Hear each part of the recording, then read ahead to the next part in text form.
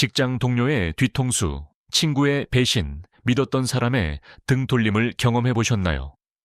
오늘은 현대그룹 창립자 정주영 회장의 철학을 바탕으로 배신당했을 때 화내지 말아야 하는 진짜 이유를 말씀드리겠습니다.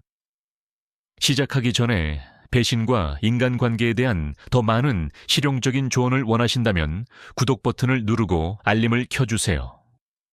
댓글에 여러분의 경험을 공유해 주시면 다른 시청자분들에게도 큰 도움이 될 것입니다.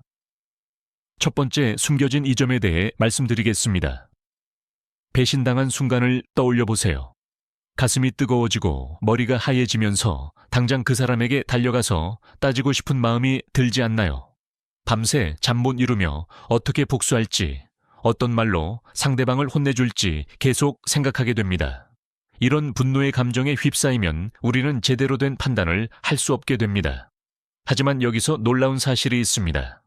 분노 대신 침착함을 유지하면 상황을 객관적으로 판단할 수 있는 명료함을 얻게 된다는 것입니다. 감정이 격해질 때는 보이지 않던 것들이 마음이 차분해지면 선명하게 보이기 시작합니다. 정주영 회장에게도 이런 일이 있었습니다. 1960년대 초 그가 건설업에 뛰어들었을 때의 일입니다. 믿었던 사업 파트너가 중요한 프로젝트를 앞두고 갑자기 등을 돌렸습니다. 그 파트너는 정 회장이 준비해둔 자금과 계획을 가지고 다른 회사와 손을 잡았습니다. 누구라도 분노할 만한 상황이었죠. 하지만 정 회장은 화를 내지 않았습니다. 대신 조용히 사무실에 앉아서 이 상황을 찬찬히 분석했습니다. 그러자 놀라운 사실을 발견했습니다.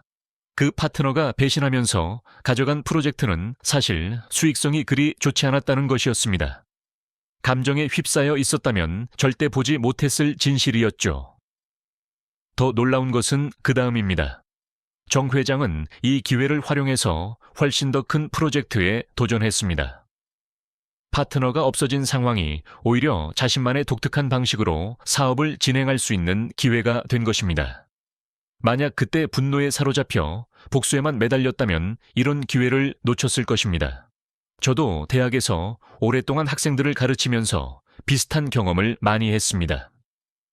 동료 교수가 제 연구 아이디어를 가져가거나 믿었던 제자가 다른 교수님께 가는 일들이 있었죠.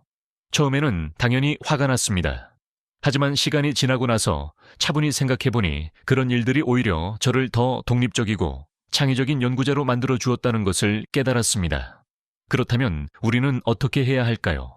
배신당했을 때 즉시 반응하지 마세요. 24시간을 기다리세요. 그 하루 동안 감정이 가라앉으면 상황이 전혀 다르게 보일 것입니다. 상대방의 진짜 의도도 보이고 내가 놓치고 있던 기회들도 보이기 시작할 것입니다. 이것이 바로 침착함이 주는 첫 번째 선물입니다. 두 번째, 숨겨진 이 점에 대해 말씀드리겠습니다. 배신당한 후 가장 큰 유혹은 바로 복수입니다. 어떻게 하면 그 사람에게 똑같은 고통을 줄 수 있을지, 어떻게 하면 그 사람의 잘못을 모든 사람에게 알릴 수 있을지 끊임없이 생각하게 됩니다.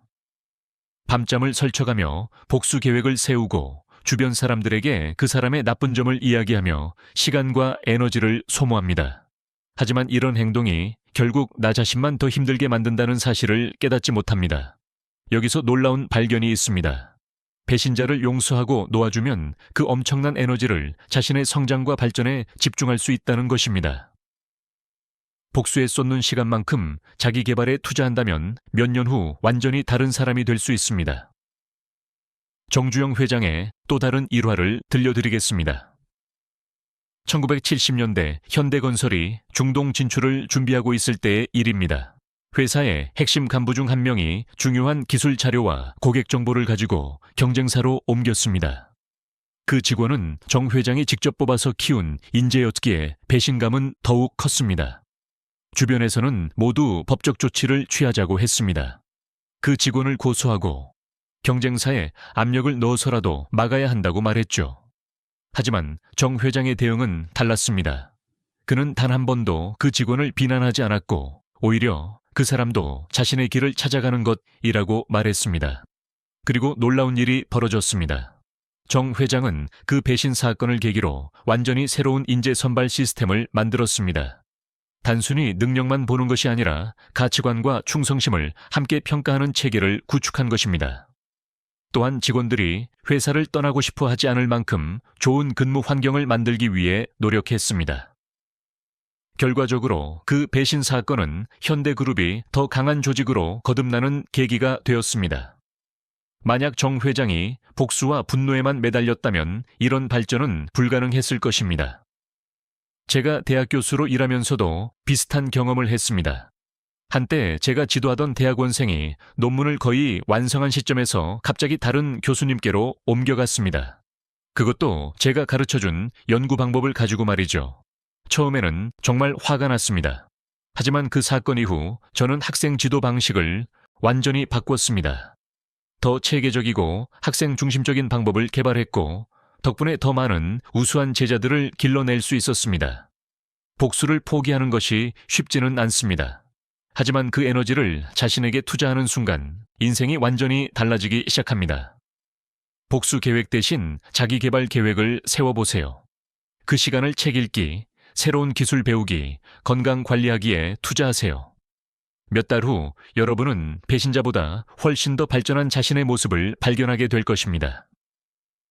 세 번째 숨겨진 이점에 대해 말씀드리겠습니다.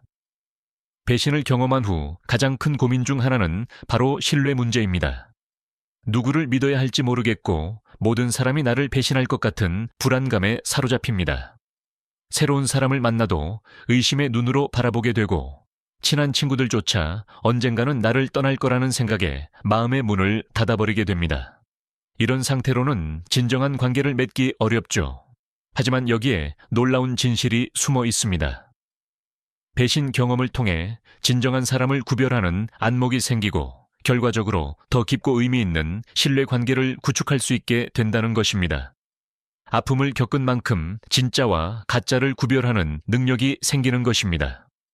정주영 회장의 인생을 보면 이런 패턴을 명확히 볼 수 있습니다. 젊은 시절 그는 상당히 순진한 편이었습니다. 사람을 쉽게 믿었고 겉으로 보이는 모습만으로 판단하는 경우가 많았습니다. 그래서 몇 번의 큰 배신을 당했죠. 1960년대 말 정 회장이 조선업 진출을 계획하고 있을 때의 일입니다.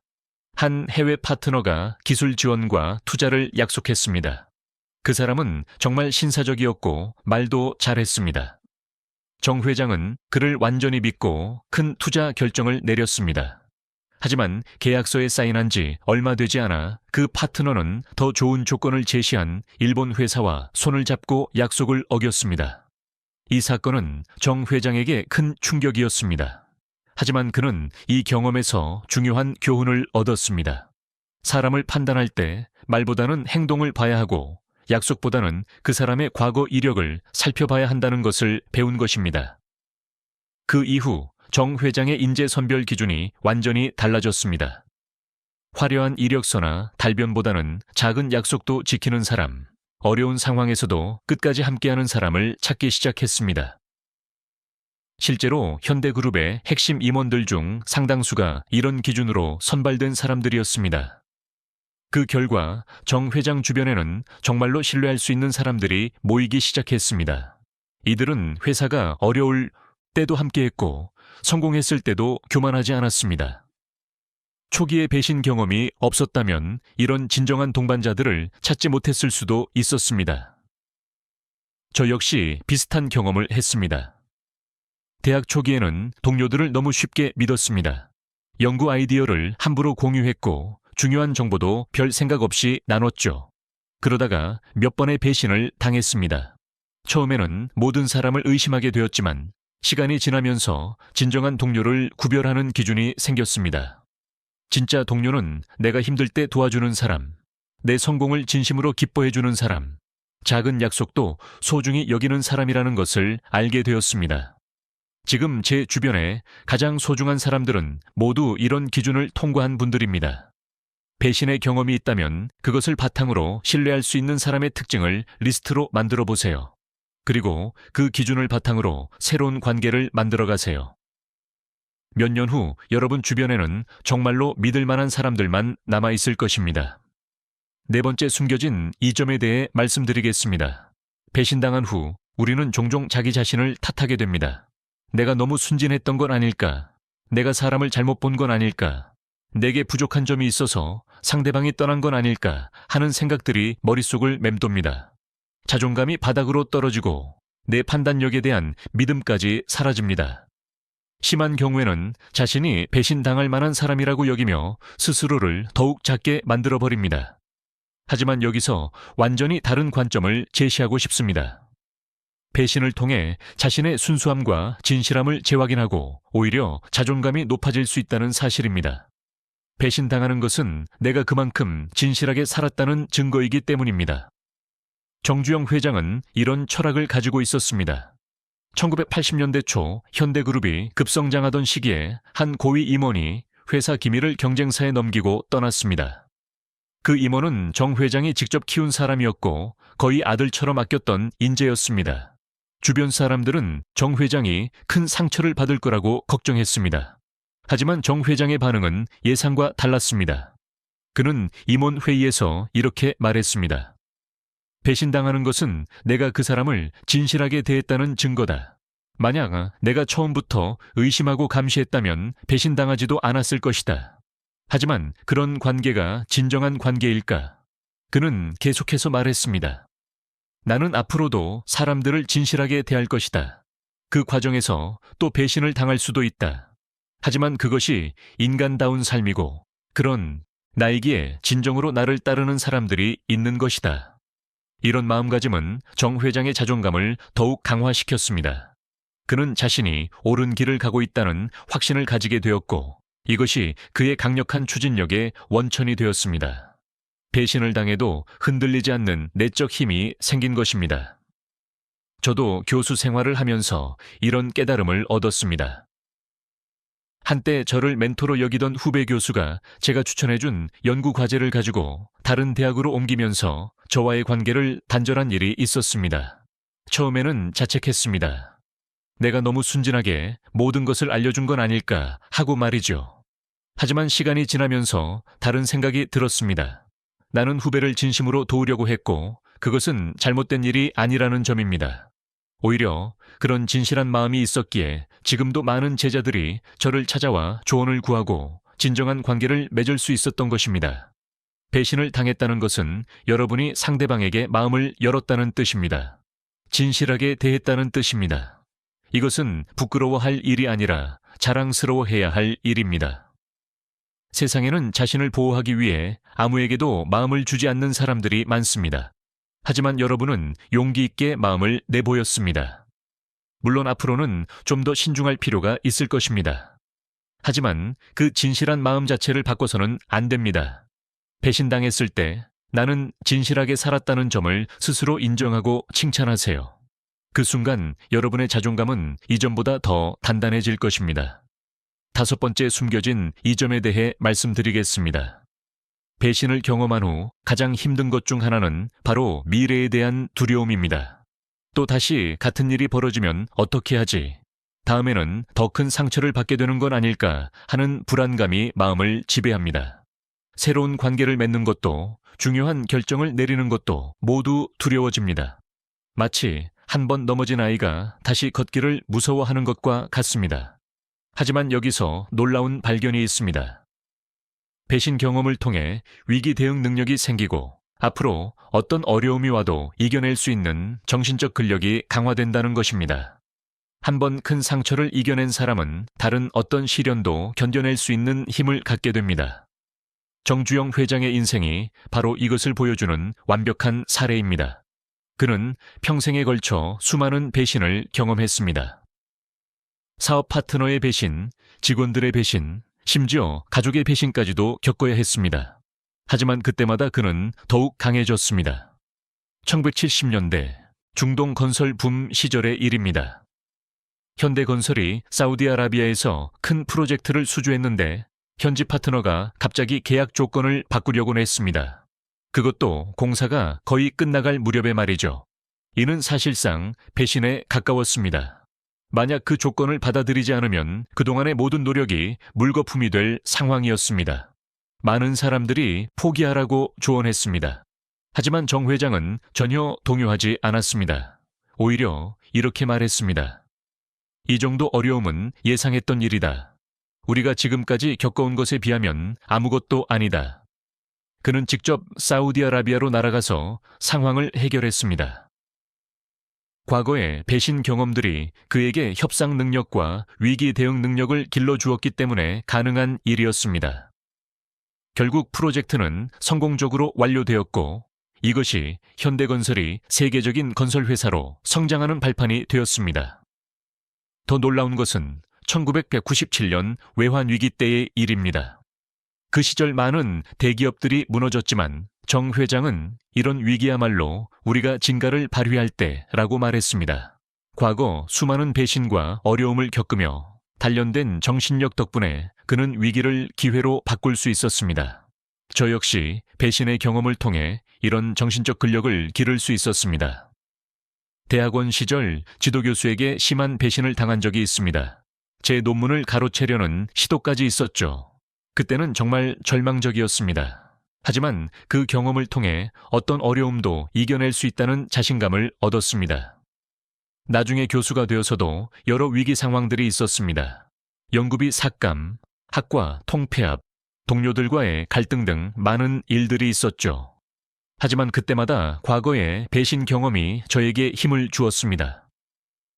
이 정도는 그때보다 훨씬 쉬운 일이야 라고 생각하며 차분히 해결할 수 있었습니다. 배신의 경험이 있다면 그것을 내 정신력을 키워주는 훈련이라고 생각해 보세요. 그 아픔을 견뎌낸 자신에게 감사해 보세요. 지금의 여러분은 그 경험 이전보다 훨씬 강한 사람이 되었습니다. 앞으로 어떤 시련이 와도 이겨낼 수 있는 힘을 갖게 된 것입니다. 6번째, 숨겨진 이점에 대해 말씀드리겠습니다. 배신당한 후 가장 어려운 결정 중 하나는 그 사람과의 관계를 어떻게 정리할 것인가 하는 문제입니다. 완전히 관계를 끊어야 할지 아니면 어느 정도 선에서 유지해야 할지 끊임없이 고민하게 됩니다. 주변 사람들도 각기 다른 조언을 해서 더욱 혼란스럽습니다. 어떤 사람은 용서하라고 하고 어떤 사람은 아예 연락을 끊으라고 합니다. 이런 혼란 속에서 명확한 기준 없이 애매한 관계를 지속하게 되면 계속해서 스트레스를 받게 됩니다. 하지만 여기서 중요한 깨달음이 있습니다. 배신을 통해 불필요한 관계를 정리하고 진정으로 소중한 사람들과의 시간을 늘릴 수 있는 기회가 된다는 것입니다. 인생은 한정되어 있고 우리의 시간과 에너지도 유한합니다. 진짜 나를 아끼는 사람들에게 집중할 수 있게 되는 것입니다. 정주영 회장도 이런 과정을 거쳤습니다. 1980년대 후반 현대그룹이 절정기에 달했을 때의 일입니다. 그 시절 정 회장 주변에는 정말 많은 사람들이 몰려들었습니다. 사업가들, 정치인들, 언론인들까지 모두가 그와 친분을 쌓으려고 했습니다. 겉으로 보기에는 좋은 관계들이었죠. 하지만 1990년대 들어 현대그룹에 여러 어려움이 닥치자 상황이 달라졌습니다. 그동안 가깝게 지내던 사람들 중 상당수가 등을 돌렸습니다. 어떤 이들은 현대그룹의 기밀을 경쟁사에 넘기기까지 했습니다. 심지어 오랫동안 함께 일했던 임원들 중에서도 배신자들이 나왔습니다. 처음에는 정 회장도 충격을 받았습니다. 하지만 시간이 지나면서 그는 이것을 오히려 축복으로 받아들였습니다. 진짜 사람과 가짜 사람을 구별할 수 있는 기회가 된 것이죠. 그는 배신한 사람들과의 관계를 깔끔하게 정리했습니다. 그리고 끝까지 함께한 사람들에게 더 많은 관심과 시간을 투자했습니다. 결과적으로 정 회장 주변에는 정말로 충성스럽고 능력 있는 사람들만 남게 되었습니다. 이들은 회사가 어려울 때도 함께했고 좋을 때도 함께 기뻐했습니다. 만약 그 배신 사건들이 없었다면 정 회장은 계속해서 가짜 관계들에 시간과 에너지를 낭비했을 것입니다. 제가 교수로 일하면서도 비슷한 경험을 했습니다. 젊었을 때는 모든 사람과 좋은 관계를 유지하려고 노력했습니다. 동료 교수들과도 학생들과도 심지어 별로 도움이 되지 않는 사람들과도 관계를 이어가려 했죠. 그러다 보니 정말 소중한 사람들에게 충분한 시간을 할애하지 못했습니다. 하지만 몇 번의 배신을 경험한 후 제 우선순위가 명확해졌습니다. 진정으로 학문적 성장을 도와주는 동료들, 진심으로 배우려는 학생들. 어려울 때 도움을 준 사람들에게만 집중하기 시작했습니다. 나머지 피상적인 관계들은 자연스럽게 정리되었습니다. 그 결과 제 삶의 질이 크게 향상되었습니다. 의미 없는 모임에 시간을 빼앗기지 않게 되었고, 진정으로 가치 있는 관계들이 더욱 깊어졌습니다. 연구 성과도 좋아졌고, 개인적인 만족도도 높아졌습니다. 배신을 경험했다면 이를 기회로 삼아 인간관계를 재정리해보세요. 누가 진정으로 나를 아끼는 사람인지, 누가 단순히 이익 때문에 접근하는 사람인지 구별해보세요. 그리고 진정으로 소중한 사람들과 더 많은 시간을 보내세요. 몇 개월 후 여러분의 삶이 얼마나 풍요로워졌는지 느낄 수 있을 것입니다. 7번째, 숨겨진 이점에 대해 말씀드리겠습니다. 배신의 상처가 깊을수록 새로운 도전을 시작하기가 두려워집니다. 사람들을 믿고 함께 일하다가 뒤통수를 맞았던 경험 때문에 혼자서만 할 수 있는 안전한 일들만 선택하게 됩니다. 큰 프로젝트나 야심찬 계획들을 포기하고 현재 상태에 안주하려고 합니다. 마음속 어딘가에서는 또 배신당하면 어떻게 하지? 라는 목소리가 계속 들려옵니다. 이런 상태에서는 진정한 성장이나 성공을 기대하기 어렵습니다. 하지만 여기서 놀라운 역설이 발생합니다. 배신의 아픔을 극복한 경험이 앞으로의 모든 도전에서 더 강인한 추진력과 동기부여가 된다는 것입니다. 이미 가장 큰 상처를 견뎌낸 사람에게는 두려워할 것이 별로 없게 됩니다. 실패해도 배신당했을 때보다는 덜 아프다는 것을 알기 때문입니다. 정주영 회장의 인생에서 이런 패턴을 명확히 볼 수 있습니다. 그의 유명한 "안 되면 되게 하라"는 정신이 바로 여기서 나온 것입니다. 1973년 현대중공업을 설립하기로 결정했을 때의 일입니다. 당시 한국은 조선업 경험이 전무했고 기술도 자금도 부족했습니다. 모든 사람들이 무모한 도전이라고 말렸습니다. 더군다나 그 직전에 정 회장은 큰 배신을 경험했습니다. 현대건설의 핵심 임원 중 한 명이 중요한 기술 자료를 가지고 경쟁사로 옮겨간 것입니다. 그 임원은 정 회장이 아끼던 사람이었고 조선업 진출 계획도 함께 세웠던 동반자였습니다. 누구라도 이런 배신 후에는 위축될 법한 상황이었습니다. 하지만 정 회장의 반응은 정반대였습니다. 그는 이렇게 말했습니다. 배신당하는 것보다 더 아픈 일이 어디 있겠는가. 사업 실패는 그에 비하면 아무것도 아니다. 그리고 더욱 강력하게 조선업 진출을 추진했습니다. 배신의 상처가 오히려 더 큰 도전에 대한 용기를 준 것입니다. 결과는 모두가 아는 바와 같습니다. 현대중공업은 세계 최대의 조선소가 되었고 한국을 조선 강국으로 만드는 데 결정적인 역할을 했습니다. 만약 그 배신 사건이 없었다면 정 회장이 이토록 강력한 추진력을 갖지 못했을 수도 있습니다. 1980년대 자동차 사업 진출 때도 마찬가지였습니다. 또다시 여러 배신 사건들이 있었지만 정 회장은 전혀 주저하지 않았습니다. 이미 이보다 더한 아픔을 겪어봤다. 이제 무서울 게 없다는 마음으로 포니 개발에 매진했습니다. 저 역시 이런 경험을 했습니다. 대학원 시절 지도교수의 배신으로 큰 좌절을 겪었을 때 한동안 학문 자체를 포기하고 싶었습니다. 하지만 그 아픔을 극복한 후에는 오히려 더 담대해졌습니다. 새로운 연구 주제에 도전할 때도 어려운 프로젝트를 맡을 때도 저 때보다는 쉽다는 생각이 들었습니다. 실제로 제가 가장 큰 성과를 낸 연구들은 모두 배신 사건 이후에 나온 것들입니다. 그 상처가 저에게 더 이상 잃을 것도 없다는 자유로움을 준 것 같습니다. 실패를 두려워하지 않게 되니까 더 창의적이고 도전적인 연구를 할 수 있었습니다. 배신의 경험이 있다면 그것을 성공 스토리의 첫 장으로 여겨보세요. 이미 가장 큰 시련을 견뎌낸 여러분에게는 이제 두려워할 것이 별로 없습니다. 더 큰 목표를 향해 담대하게 도전해보세요. 그 과정에서 여러분은 상상했던 것보다 훨씬 더 큰 성취를 이룰 수 있을 것입니다. 8번째, 숨겨진 이점에 대해 말씀드리겠습니다. 배신의 상처를 겪고 나면 많은 사람들이 걱정하는 것이 있습니다. 혹시 내가 너무 냉정하고 이기적인 사람이 되는 건 아닐까? 다른 사람들을 믿지 못하게 되면서 인간미를 잃게 되는 건 아닐까 하는 두려움입니다. 실제로 어떤 사람들은 배신 후 마음의 문을 아예 닫아버리고 자기 이익만을 추구하는 삶을 살게 됩니다. 타인의 아픔에 무감각해지고 도움을 요청받아도 냉담하게 거절하는 모습을 보이기도 합니다. 하지만 여기서 놀라운 진실이 있습니다. 배신을 현명하게 처리하면 오히려 더 깊은 공감 능력과 진정한 리더십을 갖게 되어 많은 사람들에게 도움을 줄 수 있다는 것입니다. 아픔을 겪어본 사람만이 다른 사람의 아픔을 진정으로 이해할 수 있고 그런 이해를 바탕으로 한 조언과 도움이야말로 가장 큰 힘이 됩니다. 정주영 회장의 말년 모습이 바로 이를 보여줍니다. 1990년대 후반부터 그는 수많은 후배 기업인들의 멘토 역할을 했습니다. 특히 어려운 상황에 처한 기업가들이 그를 찾아왔을 때 그는 자신의 배신 경험을 바탕으로 한 조언을 아끼지 않았습니다. 한 번은 젊은 벤처 기업가가 파트너의 배신으로 회사가 위기에 처했다며 그를 찾아왔습니다. 그 기업가는 절망에 빠져 있었고 사업을 포기하고 싶다고 말했습니다.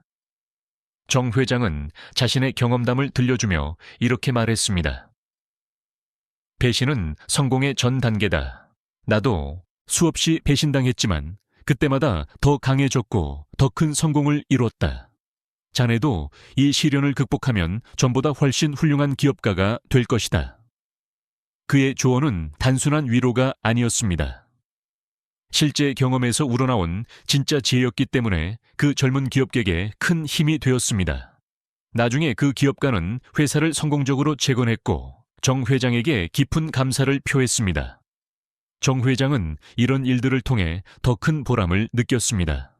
자신의 아픈 경험이 다른 사람들에게 도움이 된다는 것을 알게 된 것입니다. 그는 말년에 내가 겪은 배신들이 모두 이 순간을 위한 것이었구나 라고 말하기도 했습니다. 저 역시 비슷한 경험을 하고 있습니다. 대학에서 학생들을 가르치면서 인간관계나 배신 문제로 고민하는 학생들을 자주 만납니다. 과거에 제가 그랬듯이 절망하고 상처받은 학생들에게 제 경험을 들려주면 그들은 큰 위로를 받습니다.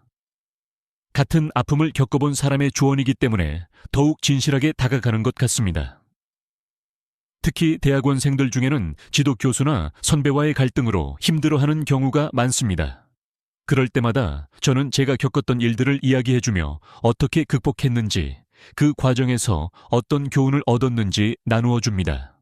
그런 조언을 받은 학생들이 나중에 성공했다는 소식을 들을 때마다 큰 보람을 느낍니다. 이제 전체 내용을 정리해 보겠습니다.